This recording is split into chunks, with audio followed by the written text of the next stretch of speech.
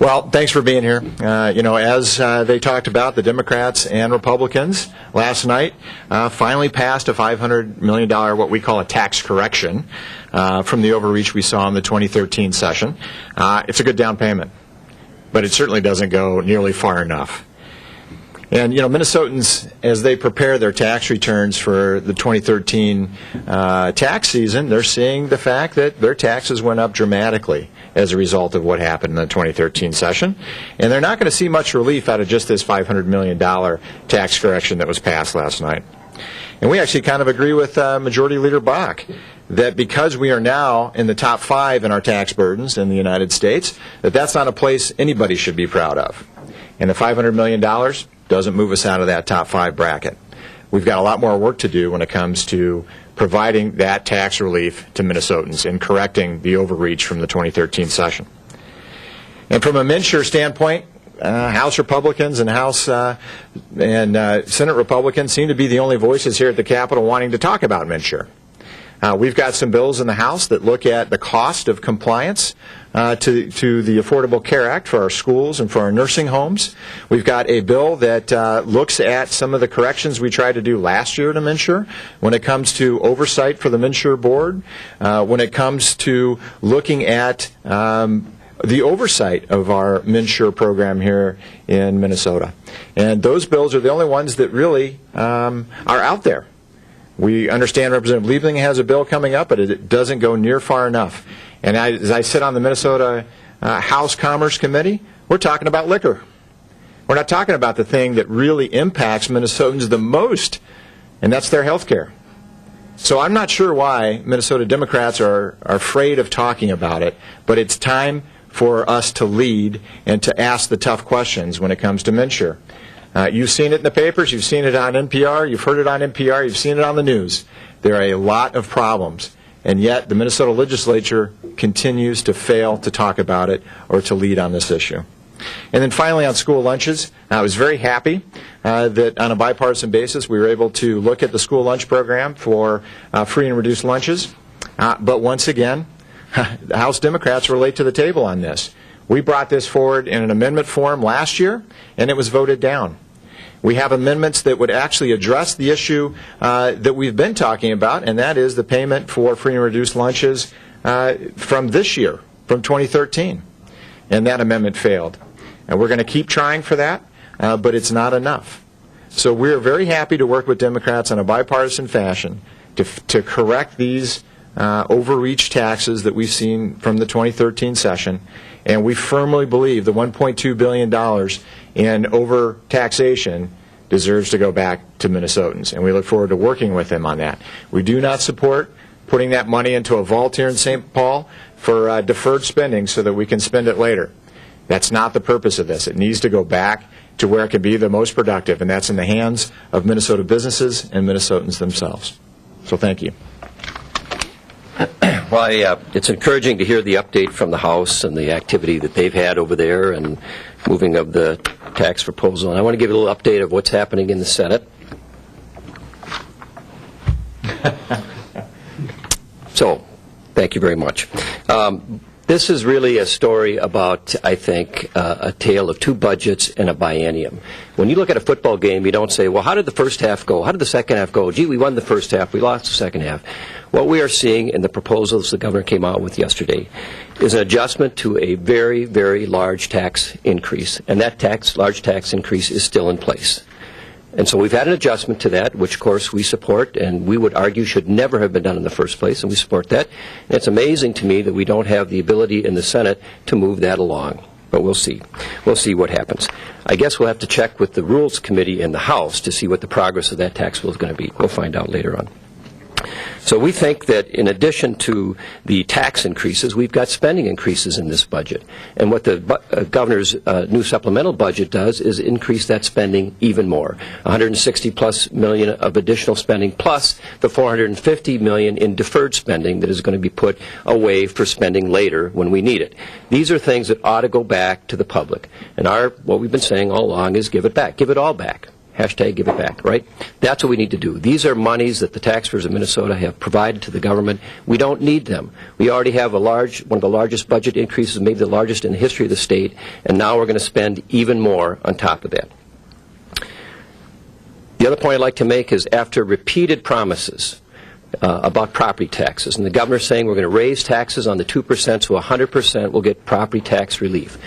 They spent $450 million to achieve property tax reductions.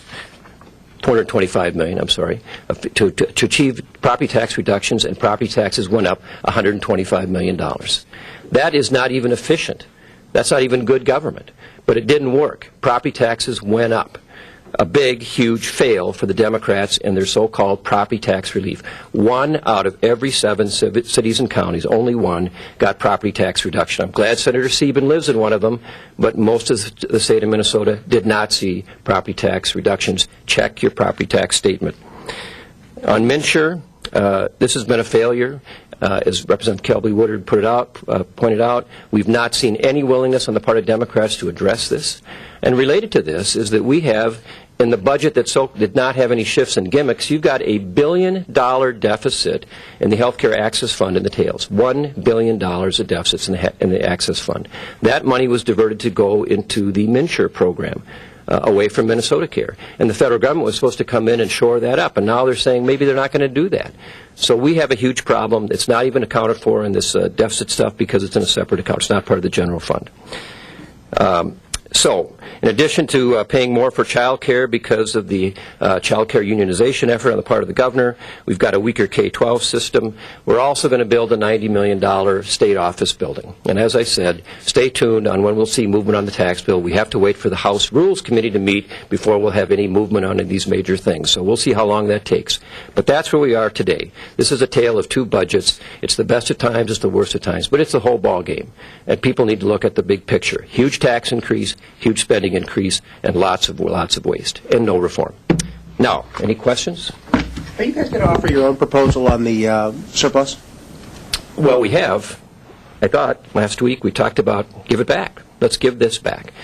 We've got some additional things in mind to deal. We talked about doing the business-to-business tax repeals, and we should do that soon. We should have done it last week. I don't know what the holdup is. We've been talking about this ever since they got passed. People have said we should probably maybe rethink this. Last year before the special session, we had a big debate about this. We should get this done, get it done right away.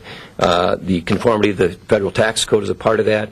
But we think, in addition, there's the other monies, instead of keeping them to spend later, what we're saying and what we're talking about is what are the things that we can do. We're getting some input from the public through our hashtag thing, and maybe it'll be some permanent tax relief in sales taxes. We're not sure. But we need to see this tax bill come through the Senate quickly, and we're not really interested in doing too much other things until we see what they do with that. Give it all back. Accurate when you guys also want to do the rate increase for the long-term care and some of the, you've already sent $20 million out for propane. You guys want to do school lunches. Is that really all? Yeah. I take the point. Yes, we have agreed as a caucus, I think, broadly to support the propane funding, the emergency propane funding. The 5% campaign really is a deferred promise that, in our opinion, is something that should have been done in the budget that was passed last year. I think it was a failure on the part of the Democrats to live up to that commitment. So, yes, we'll still stand by the give it all back with an asterisk.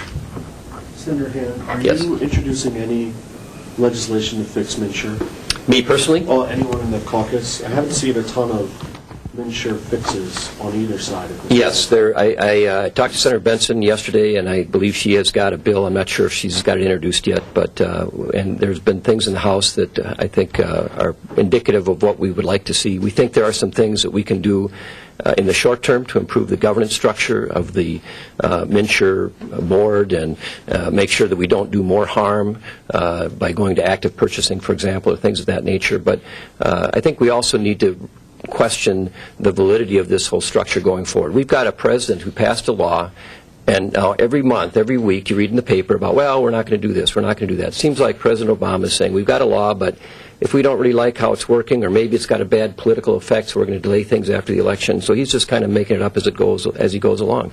We're kind of wondering why we don't give Governor Dayton the same power to decide what he's going to do and when he's going to do it, and so that he can act in the best interest of the people of this state and not put the people of Minnesota through a very difficult time in dealing with their insurance. So we're working on some things. I think Senator Benson will have a package. If it's not been introduced, it should be shortly. But there's no like broad overhaul this year in terms of trying to change the whole system. I don't know that we have the votes. I think I counted that. Obviously, if you're concerned about it, wouldn't you introduce legislation? There will be, I think, as I said, Senator Benson is introducing some legislation. I know the people in the House are working on similar things, but I'm not sure we have the votes. And Representative Dean has the bill that does that in the House. And basically, it looks at some of the amendments that we put together last year for the MNsure board in particular, and the oversight pieces. So we've introduced that legislation early in session, and we think that's a good first stop. Good first step. And again, no hearing. No one wants to talk about it in the House except for Republicans. Are you surprised that the House and Senate negotiators have not reached a deal on the minimum wage bill? I think we'll have to check with the Rules Committee again to see when the Rules Committee will meet, and then maybe we'll see progress on that. No, I'm not surprised that they're having difficulty. I think, this is an election year. I think certainly there are things related to the election that are tied up in this, and maybe some things related to an office building over in St. Paul that might be related to the discussion that they're having. But in terms of the policy, lots of questions being raised, even by the Minneapolis paper, which are clearly not a conservative bunch, but they're really questioning this 950 move, and but it is, in our opinion, a little bit of a distraction from the major things that we ought to be doing, which is get this tax structure figured out and do some things permanently to reform MNsure and restrain the savings so it doesn't grow, or the spending so it doesn't grow faster than the economy. Are we likely to see procedural efforts next week to dislodge that tax bill that's coming over from the House?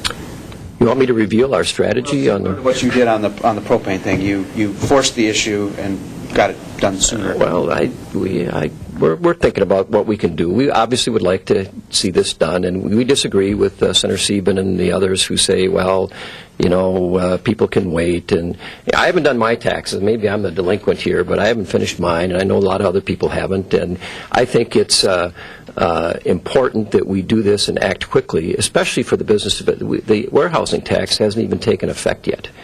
We should get that done right away. And make sure that those businesses, to the extent that they're still listening, don't leave town. And I don't know what the delay is. Well, I do know what the delay is. It has to do with the Rules Committee in the House. But we should do it quickly. And whether we can help that along, we're certainly interested. We're going to do everything we can on our side and within our powers to make that happen.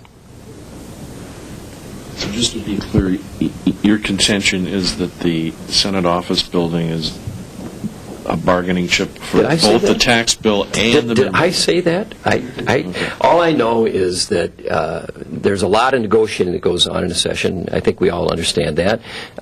We've got a thing that's very important to Senator Bach, and we all understand that.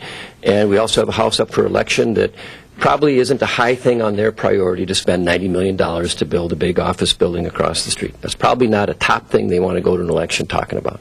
And so I think since the Senate is not up for election and you've got all these things in play, you want to keep them in motion so that you can negotiate at the end of the day the deal that works for both sides. So just saying that I've seen this happen before. My prediction is that when the Senate Rules Committee meets and figures things out, then things will start to happen pretty quickly. That's my prediction. And as we always say, that's a question of priorities, right? So $90 million for a Senate office building. For 47 senators, that's... Oh, yep, I'm sorry. And that's roughly $2 million per senator, right? And for 47 Senate officers, or for Senate offices in the Senate office building, we're talking about $2 million for a school lunch program per year. I think that's a real missed priority. The Democrats last year could have done this for school lunch programs and instead decided to use the Senate office building as a priority. And I think, when you go back to give it all back, this is a matter of priorities. And there are some priorities that were missed last year because the legislature, under Democrat leadership, decided to spend it on things that were not priorities for Minnesotans. And now they have to go back and say, well, wait a minute, what about this school lunch program that Representative McDonald brought up last year on the House floor, and it failed?